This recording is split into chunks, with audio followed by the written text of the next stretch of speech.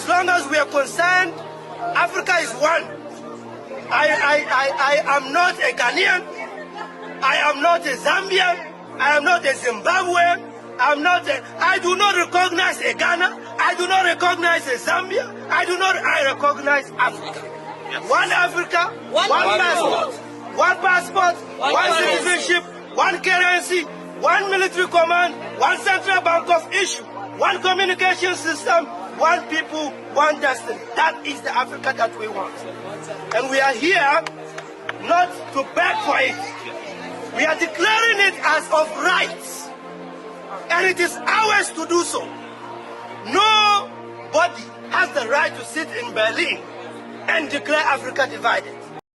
For an African to visit a European nation, an ordinary African to visit a European nation is like, let me give you an example my teacher used to use. It's like trying to milk an elephant because of the visa process. However, for a European to visit an African nation, most of our nations, it is like a walk on the beach. It's like going to have a cup of tea. But then that is not the problem. The tragedy is that now for an African to visit a fellow African within the African Union, the visa restrictions in many of our nations, among us, between our brothers and sisters, is like trying to brush the teeth of a crocodile.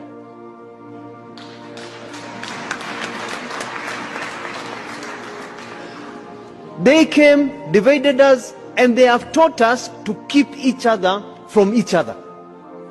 Then they're mingling with each other and making money and growing. I support this cause. That is the best way to subdue our oppressors. The Western countries use few people, only few individuals, the in-house enemies, the greedy, selfish political profiteers, the megalomanians in our midst, to impoverish 54 countries in Africa. They use their ungodly methodology to worsen our political upheavals, to cause brain drain, and they benefit from the brain drain.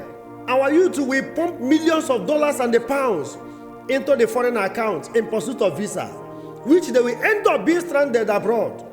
The total number of African populace in 2023, according to statistics, was 1,426,736,305. But only few individuals are the oppressors. But the number of few oppressors in Africa may not be up to 2 million, holding the rest of us captive by the support of the neocolonialism. Look at many of our youths wandering all over the world like vagabonds, without partaking in the patrimonies of their father's land. Africa is blessed. Africa is the richest continent with numerous natural resources, but their children are living in abject poverty. No good and the modern infrastructure. Standard of living is very poor. Infant mortality rate is too high. Life expectancy is too low. Death rate is too high.